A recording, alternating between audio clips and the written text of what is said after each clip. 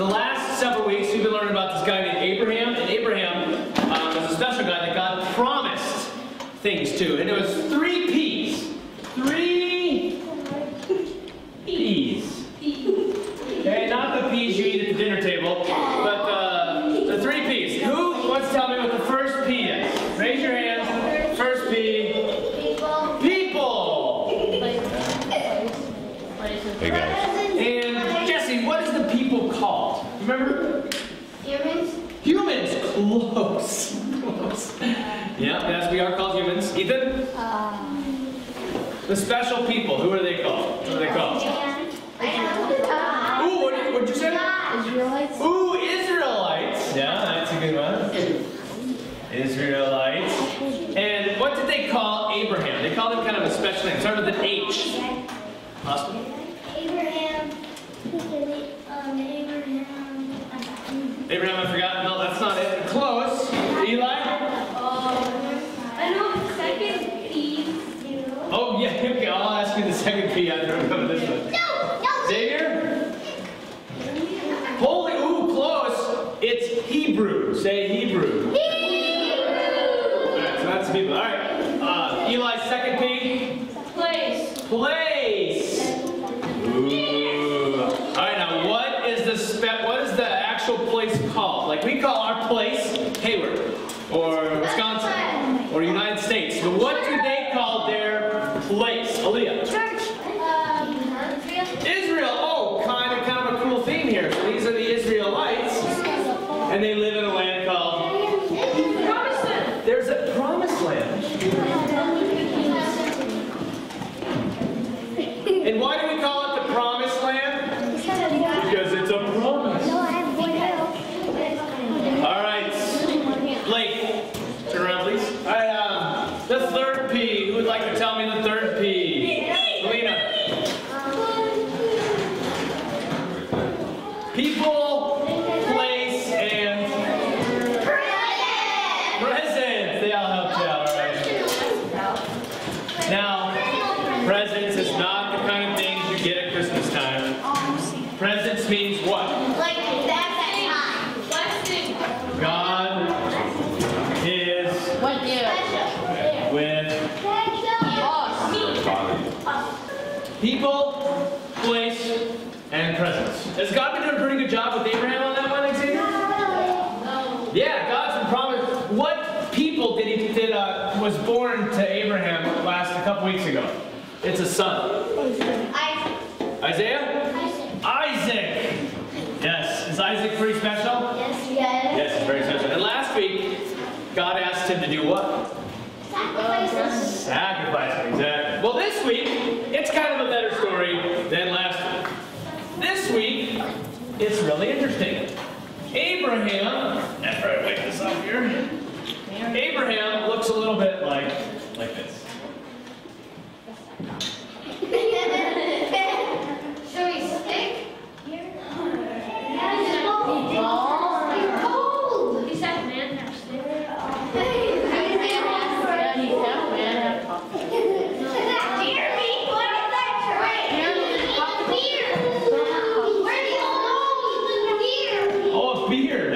Jesse. Where's his nose? Right there. No? That's Abraham. Now Abraham, is he a pretty old guy? I mean, he's not a grandpa. Not necessarily a great-grandpa. He's like great-great-grandpa age. I mean, he's kind of an old guy. It's going to be a long morning for you guys. Normally you guys are doing pretty well, but I don't know why you're not doing very well right now. You guys know why you're not listening very well? Yeah. We need to start separating you guys out a bit? No. Okay, stay put. Abraham realized that his son Isaac didn't have a wife. And back then, Haley, I need you to go sit somewhere else, please. Go sit back there by Mr. Brand, please. Thank you. We'll just take care of this as we go here. Abraham realized Isaac didn't have a wife, and so back then Isaac didn't take care of that for himself. Guess who did?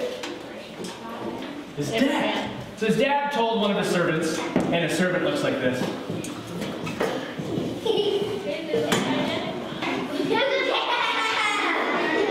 is Abraham's, let's call him A's servant. And Abraham called the servant and said, Servant, I need to tell you guys, that you need to go do something for me. I got a special job for you. And so he sends his servant to go find a wife for... He gives him some specific instructions. He says, don't find a wife among the Canaanites, the people that are living there. Only find a wife that's part of our family. And so Abraham's servant's like, oh man, that's going to be hard because I don't even know where they are. So that's the interesting part. So Abraham's servant takes some camels.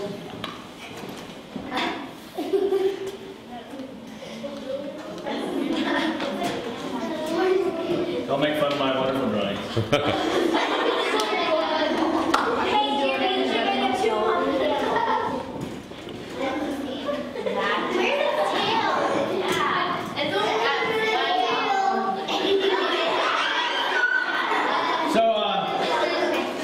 Abraham's servant goes, takes some camels and stuff, and starts heading. So do what's his job? Find Isaac a wife. Exactly. So he goes and he goes and he goes and he goes and he goes, and you know, when you go for a long time, you need to stop and get a drink, go to the bathroom and stuff. So he went to this. He found this well. Now back then they didn't look like this, but you guys all think wells kind of look like this. Alright, and then there's water, yeah, inside the well. So he gets to the well, and it's about nighttime, because at nighttime is when it's, see, this is the desert, so in the daytime, is it hot? You know, is it hot in the desert? Oh man, it's really hot. So at night is when they go to get water. So there were women going out, girls.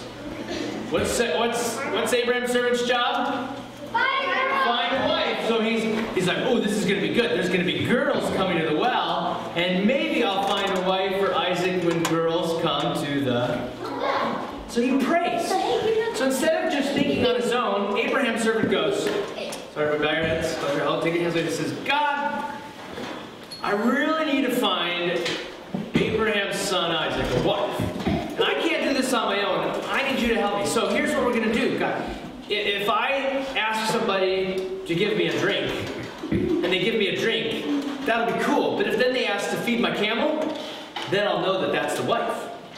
And he says, amen. So he goes to this, well, and guess what? There's a pretty girl at the well. Now, I didn't leave myself much room, but I'll put her right here.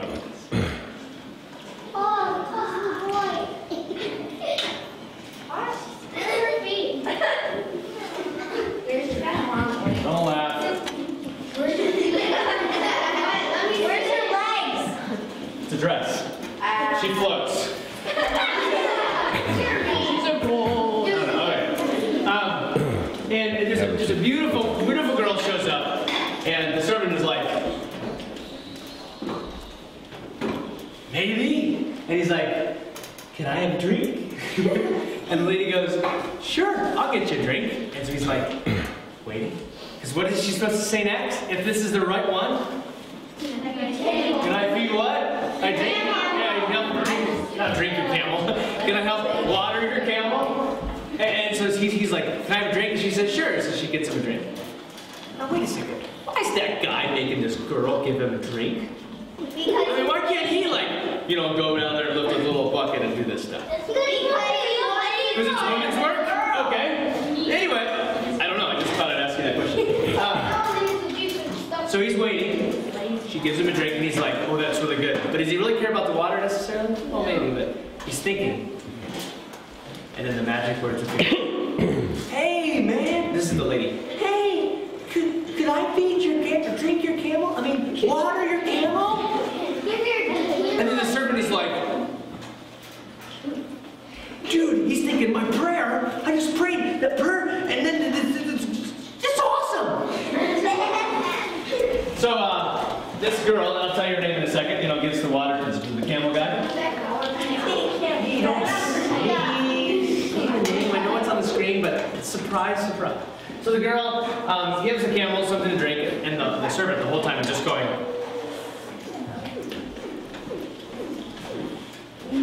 And this is interesting. You guys ready for this one?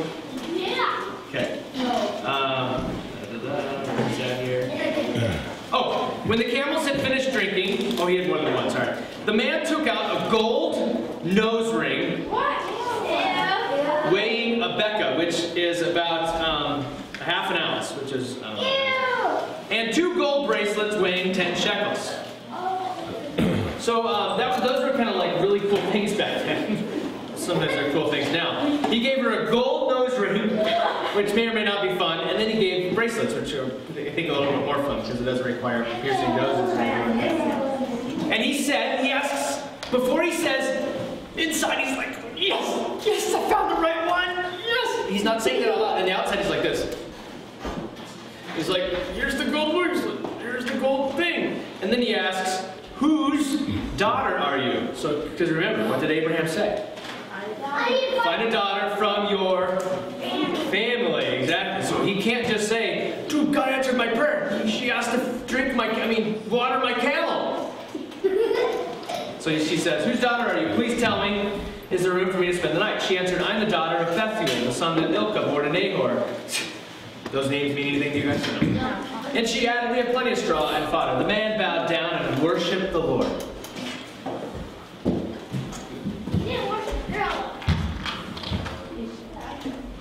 Bowed down and worshipped the Lord and said, praise be to God of my master Abraham, who has not abandoned his kindness and faithfulness to my master. As for me, the Lord had led me on a journey to the house of my master's relatives. Was this girl a relative of Abraham? Yes. And guess what her name is? Rebekah. And so the servant goes, chapter 24, where this love story is, it's, we're telling me how many verses? It's 67 verses long. Do you know why it's 67 verses long? Because the guy, the servant, is so excited that God answered his prayer that he told the story like 3 times. I think maybe it's just 2 times. He kept saying, then I prayed this prayer, and then this happened. Then I prayed this prayer, and this happened. He said it like... You think he was excited that God answered his prayer? Yeah. Do you think he was excited that he got and found a wife for his master son? Exactly. So, let me ask you this question. Like, some stranger came to your house, long-lost relative, yep, and let's say that he said, you're coming with me. Okay, so like Abraham's servant comes to Rebekah's house and basically says, okay, now I found the right one, you're coming with me. Do you think her dad's like, yay, go for it? No. I got girls, and someday I'm going to have to say, no way, Jose. He's not very excited, so he tries to delay. He's like, stick around for a couple more days. And the servant's like, and then the next day, when they're supposed to leave, he's like, well, let's just stay another day. And he's like, then finally the servant goes, enough! We have to leave. And then they're like, okay, we'll let you go. So, and then the servant takes Rebekah, and the Bible says something really cool about Isaac. He's, let me tell you where this is. Now Isaac, Rebekah and her maids got ready, mounted their camels, and went back with the servant guy. It's verse 62. Now Isaac had come from Beer Lahai Roi, he was living in the Negev. He went out to the field one evening to meditate. And he looked up, he saw camels approaching. Blake, what do you think is going to happen? Rebekah, who's on the camels? Who's on the camels? Rebekah and her maids and the servant guy. Rebekah looked up and saw Isaac. She got down from her camel and asked her servants, who's that man in the field coming to meet us? And the servant said, he is my master. So she took her veil and covered herself, and they went and got married. Did Rebekah know Isaac? Is that kind of different? So how long do you think Rebekah and Isaac dated? Maybe not even a day. Who decided that they were going to get married? Abraham, exactly. And then Abraham didn't pick the guy, Megan. Abraham didn't pick it. Who picked it? Who picked the girl?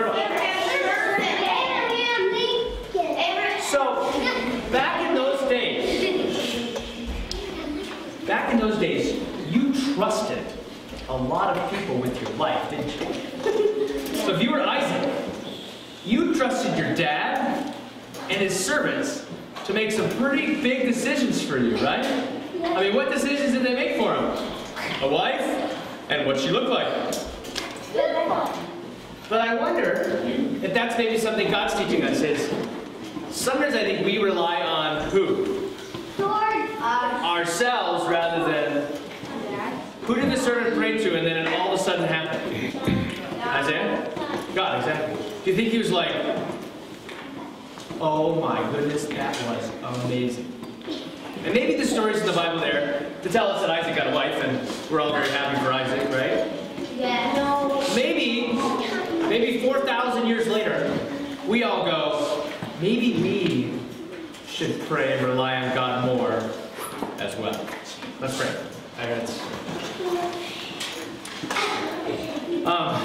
God, thank you so much for energy and our funness on learning about your word and your stories. Thank you that they can come to life and they can actually teach us stuff about how you want us to live, how you want us to be, and how you want us to rely on you in our lives. So help us, God, as we live our lives. Help us to say, God, we need your help. In Jesus' name we pray. Amen.